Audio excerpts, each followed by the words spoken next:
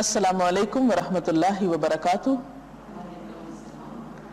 نحمده ونصلی علی رسولہ الکریم اما بعد فاعوذ باللہ من الشیطان الرجیم بسم اللہ الرحمن الرحیم رب اشرح لی صدری ویسر لی امری واحلل عقدۃ من لسانی یفقہوا قولی۔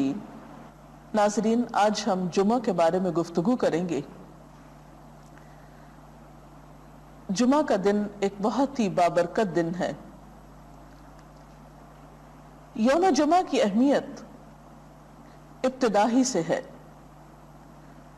صحیح بخاری کی ایک روایت میں آتا ہے، حضرت ابو ہریرہ رضی اللہ تعالی عنہ سے مروی ہے کہ رسول اللہ صلی اللہ علیہ وسلم نے فرمایا، وہ بہترین دن جس پر سورج طلوع ہوا جمعہ کا دن ہے۔ اسی دن حضرت آدم علیہ السلام تخلیق کیے گئے، اسی دن جنت میں داخل کیے گئے اور اسی دن وہاں سے نکالے گئے، اور قیامت واقع نہیں ہوگی مگر جمعہ کے دن۔ تو اس سے پتہ چلتا ہے کہ جمعہ کا دن اسلامی تاریخ میں اہمیت کا حامل ہے۔ اس دن میں سب سے اہم کام جو ہمیں کرنا ہے وہ نماز جمعہ کا اہتمام ہے۔ نماز جمعہ مردوں کے لیے ایک فرض عبادت کی حیثیت رکھتی ہے۔ حضرت جابر رضی اللہ تعالی عنہ سے روایت ہے کہ رسول اللہ صلی اللہ علیہ وسلم نے فرمایا، جو شخص اللہ اور یوم آخرت پر ایمان رکھتا ہو اس پر جمعے کے دن جمعہ پڑھنا فرض ہے، سوائے مریض کے، مسافر کے، عورت، بچے یا غلام کے۔ جو شخص کھیلنے یا تجارت میں بے پرواہ ہو اللہ بھی اس سے بے پرواہ ہو جاتا ہے، اور اللہ تعالیٰ بے نیاز تعریف والا ہے۔ تو اس سے پتہ چلتا ہے کہ جمعہ اپنی نماز جمعہ کے اعتبار سے بہت اہمیت کا حامل ہے، اور سوائے شرعی عذر کے جمعہ کو چھوڑ دینا انسان کے لیے محرومی کا سبب ہے، ایک بہت بڑی خیر سے۔ عام طور پر انسان تجارت اور کھیل کود میں مشغول ہو کر نماز جمعہ سے بے پرواہی برتتا ہے، لیکن ایسا کرنا خود انسان کے اپنے ہی لیے نقصان دہ ہے۔ جمعہ کے دن ایک خاص گھڑی ہوتی ہے جس میں انسان کی دعائیں قبول ہوتی ہیں۔ حضرت ابو ہریرہ رضی اللہ تعالی عنہ سے روایت ہے، رسول اللہ صلی اللہ علیہ وسلم نے جمعے کے دن کا ذکر کیا تو ارشاد فرمایا، اس میں ایک ایسی گھڑی ہے کہ جس مسلمان بندے کو وہ میسر آ جائے اور وہ کھڑا ہوا نماز پڑھ رہا ہو تو وہ اللہ سے جس چیز کا سوال کرتا ہے اللہ تعالیٰ اسے ضرور عطا فرما دیتا ہے۔ اور آپ نے اپنے ہاتھ سے اس گھڑی کے مختصر ہونے کا ارشاد فرمایا کہ وہ بہت لمبا یا طویل وقفہ نہیں ہوتا، طویل وقت نہیں ہوتا، بلکہ وہ ایک مختصر سی گھڑی ہوتی ہے۔ مسلم کی ایک حدیث کے مطابق وہ گھڑی امام کے منبر پر بیٹھنے سے نماز جمعہ کے ختم ہونے تک ہے، اور ترمذی کی حدیث کے مطابق یہ گھڑی عصر سے لے کر سورج غروب ہونے تک تلاش کی جائے۔ اس سے پتہ چلتا ہے کہ یہ دو اوقات خاص طور پر جمعہ کے دن اہم ہیں جن میں اللہ تعالیٰ کا ذکر اور عبادت کی جانی چاہیے۔ نماز جمعہ کے علاوہ کچھ اور کام بھی جمعہ کے دن خاص اہتمام کے ساتھ کیے جانے چاہیے۔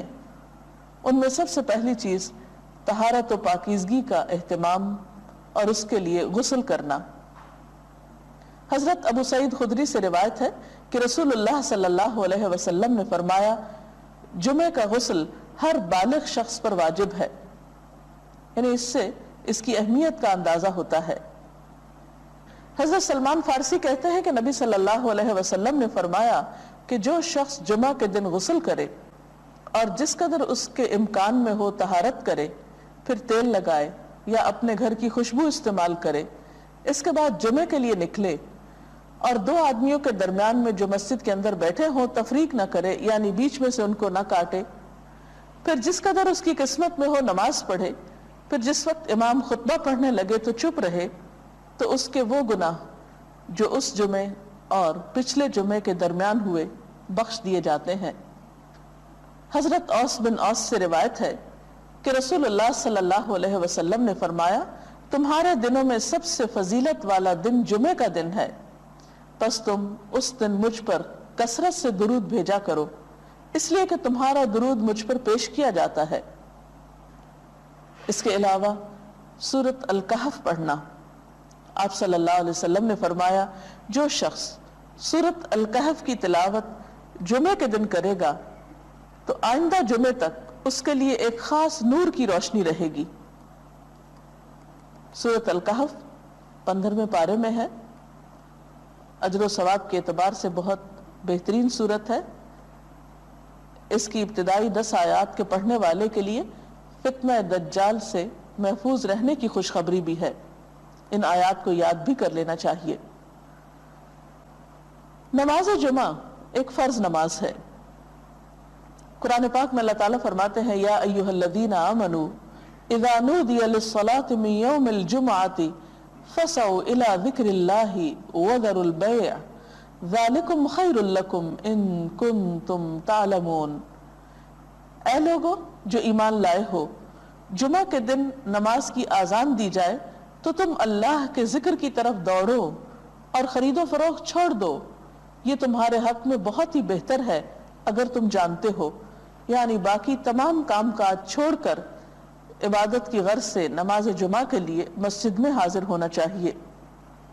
آپ صلی اللہ علیہ وسلم نے نماز جمعہ کی فضیلت بیان کرتے ہوئے فرمایا، جس نے وضو کیا اور اچھے طریقے سے وضو کیا، کیونکہ بعض اوقات ہم تیزی میں وضو کرتے ہیں، کونیاں خشک چھوڑ دیتے ہیں یا پاؤں کی ایڑیاں خشک رہ جاتی ہیں، یا اسی طرح چہرے کو پوری طرح نہیں دھوتے یا صاف نہیں کرتے، تو اس سے وضو صحیح طور پر مکمل نہیں ہوتا۔ تو آپ صلی اللہ علیہ وسلم نے اچھی طرح وضو کرنے کا حکم دیا، فرمایا کہ پھر وہ شخص جمعہ پڑھنے کے لیے آئے اور کان لگا کر خطبہ سنے اور خاموش رہے تو اس کے اس جمعے سے دوسرے جمعے کی درمیانی مدت اور مزید 3 دن کے گناہ معاف کر دیے جاتے ہیں۔ اس میں آپ دیکھ رہے ہیں کہ خاص طور پر خطبے کے وقت خاموشی کا ذکر ہے، کیونکہ اس وقت توجہ کے ساتھ بات سننا نہایت ضروری ہے۔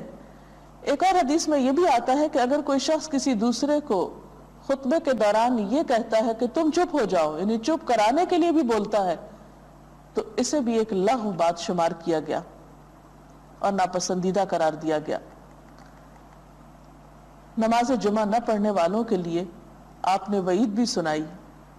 حضرت ابو ہریرہ اور حضرت ابن عمر سے روایت ہے، انہوں نے رسول اللہ صلی اللہ علیہ وسلم کو اپنے منبر کے تختوں پہ یہ فرماتے ہوئے سنا کہ لوگ جمعے چھوڑنے سے باز آ جائیں، ورنہ اللہ تعالیٰ ضرور ان کے دلوں پہ مہر لگا دے گا، پھر وہ یقیناً غافل لوگوں میں سے ہو جائیں گے۔ اور غافل دل تو پھر ایک بیمار دل ہوتا ہے، انسان کے اپنے ہی لیے تکلیف دہ ہوتا ہے۔ حضرت ابن مسعود سے روایت ہے کہ نبی صلی اللہ علیہ وسلم نے ان لوگوں کے بارے میں فرمایا جو جمعے سے پیچھے رہتے ہیں کہ میں نے ارادہ کیا کہ کسی شخص کو حکم دوں جو لوگوں کو نماز پڑھائے اور میں جا کر آگ لگا دوں ان لوگوں کے گھروں کو جو جمعے سے پیچھے رہتے ہیں، یعنی اپنے گھروں میں ہی رہتے ہیں اور نماز کے لیے مسجد نہیں آتے۔ نماز جمعہ کے لیے سب سے اہم بات یہ ہے کہ وقت پر مسجد آئے۔ حضرت عبداللہ سے روایت ہے کہ ایک شخص گردنیں پھلانگتا ہوا جمعے کو آیا اور رسول اللہ صلی اللہ علیہ وسلم خطبہ پڑھ رہے تھے تو آپ نے فرمایا، بیٹھ جاؤ، تم نے لوگوں کو اذیت دی۔ یعنی دیر سے آنا اور پھر گردنیں پھلانگ کر آگے جانا اور جگہ تلاش کرنا، یہ دوسروں کے لیے اذیت اور تکلیف کا سبب ہے، اس لیے وقت پر مسجد پہنچنا چاہیے تاکہ صحیح جگہ پر بیٹھ کر خطبہ سنا جا سکے اور نماز کی ادائیگی بھی بہتر طور پر ہو۔ اسی طرح بیٹھنے کا طریقہ بھی بتایا گیا۔ حضرت معاذ بن انس سے روایت ہے کہ نبی صلی اللہ علیہ وسلم نے جمعے کے دن جبکہ امام خطبہ دے رہا ہو گھٹنوں کو پیٹ کے ساتھ ملا کر بیٹھنے سے منع فرمایا، یعنی اس طرح ٹانگیں کھڑی کر کے گھٹنے پیٹ کے ساتھ ملا کر بیٹھنا منع ہے، ادب کے خلاف ہے، کیونکہ وہ ایک تعلیم کا وقت بھی ہے، عبادت کا وقت بھی ہے، اس میں ادب اور احترام کے ساتھ بیٹھنا چاہیے۔ پھر اسی طرح مناسب جگہ بیٹھنا چاہیے، حضرت ابن عمر کہتے ہیں کہ نبی صلی اللہ علیہ وسلم نے منع فرمایا ہے کہ کوئی شخص ایسا کرے کہ اپنے بھائی کو اس کی جگہ سے اٹھا دے اور خود اس کی جگہ بیٹھ جائے. کہا گیا کہ صرف جمعہ میں؟ فرمایا جمعہ اور اس کے علاوہ اور موقعوں پر بھی. یعنی کوئی شخص یہ نہیں کر سکتا کہ جمعہ کے دن خود تو دیر سے آیا پھر آ کر کسی اور کو اٹھا کر اس کی جگہ پر بیٹھے. اور ویسے بھی یہ ایک بد اخلاقی کی حرکت ہے. جمعہ کے علاوہ دوسرے موقعوں پر بھی اس کا لحاظ رکھنا چاہیے. پھر یہ کہ خطبہ خاموشی سے سننا چاہیے. آپ صلی اللہ علیہ وسلم نے فرمایا اگر جمعے کے دن جب کہ امام خطبہ پڑھ رہا ہو پھر تو اپنے پاس والے سے یہ کہے کہ چپ رہ تو بے شک تو نے لغو یعنی بری حرکت کی. ہمارا دین دین فطرت ہے. اس میں انسان کو عبادت میں ایسی تکلیف نہیں دی گئی کہ جس میں مشغول ہو کر وہ اپنی دنیا کے کاموں سے بالکل بے نیاز ہو جائے اور اپنی ذمہ داریوں کو دوسروں پر ڈال دے. اسی لیے ہم دیکھتے ہیں کہ قرآن پاک میں اللہ تعالیٰ فرماتے ہیں فَإِذَا قُضِيَتِ الصَّلَاةُ فَانْتَشِرُوا فِي الْأَرْضِ وَابْتَغُوا مِنْ فَضْلِ اللَّهِ وَاذْكُرُوا اللَّهَ كَثِيرًا لَعَلَّكُمْ تُفْلِحُونَ. پھر جب نماز ہو چکے تو زمین میں پھیل جاؤ, اللہ کا فضل تلاش کرو اور بکثرت اللہ کا ذکر کیا کرو تاکہ تم فلاح پاؤ. تو اس سے یہ بات پتہ چلتی ہے کہ ایک فریضہ ادا کرنے کے بعد انسان کو دوسرے فرض کی ادائیگی کے لیے نکل جانا چاہیے, یعنی رزق حلال کے لیے کوشش, محنت, کیونکہ وہ بھی ایک فریضے کے بعد دوسرا فریضہ ہے. لیکن دنیا کا کام کاج کرتے ہوئے بھی انسان کو اللہ کو بالکل بھلا نہیں دینا چاہیے. اس کے لیے کیا نسخہ بتایا گیا کہ وَاذْكُرُوا اللَّهَ كَثِيرًا, اللہ کا ذکر کثرت سے کرو. یعنی انسان اپنے کام کاج میں بھی جب خاموش لمحات آئیں تو سبحان اللہ, الحمدللہ, اللہ اکبر کوئی بھی تسبیح اپنی زبان سے کر سکتا ہے. اس کے لیے کوئی باوضو ہونا یا قبلہ کی طرف منہ کرنا یا جائے نماز پہ بیٹھنا شرط نہیں. خواہ آپ چل پھر رہے ہوں, جوتے بھی پہنے ہوں, آپ اپنے دنیا کے کام میں مصروف ہوں لیکن خاموش ہوں تو ساتھ ساتھ ذکر کر سکتے ہیں. مثلا آپ کسی فیکٹری میں کام کرتے ہیں, کسی ایسی جگہ پر کام کرتے ہیں کہ جہاں آپ کسی کے ساتھ کوئی بات چیت نہیں کرتے اور مسلسل خاموش کھڑے ہیں, تو خاموش رہنے کی بجائے ساتھ ساتھ اگر آپ ذکر کرتے رہیں تو وہ آپ کے لیے درجات میں اضافے اور اللہ کے قرب کا ذریعہ بنے گا. پھر اسی طرح جمعے کی رات کے بارے میں فرمایا, حضرت ابو ہریرہ سے روایت ہے کہ آپ نے فرمایا تم جمعے کی رات کو دوسری راتوں کے درمیان سے قیام وغیرہ کے لیے خاص نہ کرو اور نہ جمعے کے دن کو دوسرے دنوں کے درمیان سے روزے کے لیے خاص کرو, مگر یہ کہ جمعہ اس مدت میں آ جائے جس میں تمہارا کوئی آدمی روزے رکھتا ہو. تو اس سے پتہ چلتا ہے کہ جمعے کے دن کی خاص عبادت تو نماز جمعہ کی ادائیگی ہے, پھر کچھ اذکار وغیرہ ہیں, لیکن صرف جمعے کے دن کو روزے کے لیے خاص کرنا یا رات کو عبادت کے لیے خاص کرنا ایسا حکم نہیں دیا گیا. اس لیے اس سے پرہیز کرنا چاہیے. ہاں اگر ایک شخص کی ایک روٹین ہے ایسی کسی عبادت کی جو دوسرے دنوں میں بھی وہ کرتا اور بیچ میں جمعے کا دن بھی آ جاتا ہے تو کوئی حرج نہیں. اچھا, سوال یہ پیدا ہوتا ہے کہ اس چیز سے کیوں منع کیا گیا ہے یا اس تکلیف سے کیوں بچایا گیا ہے. تو بات یہ ہے کہ کسی بھی چیز کی پابندی یا کسی بھی چیز کے لیے کسی خاص دن یا وقت کا مقرر کرنا بسا اوقات دوسروں پر بوجھ بھی بن جاتا ہے, مشکل بھی ہوتا ہے. تو اس لیے اس میں سہولت رکھی گئی اور مخصوص دنوں تک ہی عبادت کو پھر محدود نہ کر لیا جائے, ہفتے کے باقی دنوں میں بھی عبادت کی جائے. بخاری اور مسلم کی ایک اور حدیث میں تنہا جمعہ کے دن روزہ رکھنے سے منع کیا گیا سوائے اس کے کہ ساتھ اس کے ایک دن پہلے یا بعد کا روزہ بھی ملا لیا جائے تو پھر حرج نہیں ہے. تو ناظرین, یہ تھی چند باتیں جمعے کے حوالے سے. اللہ کرے کہ رمضان المبارک میں آپ سب کے جمعے بہت اچھی طرح گزریں. ناظرین, اس میں جو کچھ بتایا گیا اس میں زیادہ تر باتیں مردوں سے متعلق ہیں, لیکن خواتین بھی گھر پر نہا دھو کر نماز کے علاوہ قرآن پاک کی تلاوت, خصوصاً سورۃ الکہف کی تلاوت اور دیگر ذکر اذکار کا خاص اہتمام کر سکتی ہیں, کیونکہ اس دن ایک ایسی خاص گھڑی ہے جس میں دعاؤں کی قبولیت ہوتی ہے اور انسان اللہ تعالیٰ کا قرب پا سکتا ہے. اس لیے اس موقع سے خوب فائدہ اٹھانا چاہیے. اس کے ساتھ ہی آج کے پروگرام کا وقت ختم ہوتا ہے. اب اجازت چاہتے ہیں. اللہ حافظ.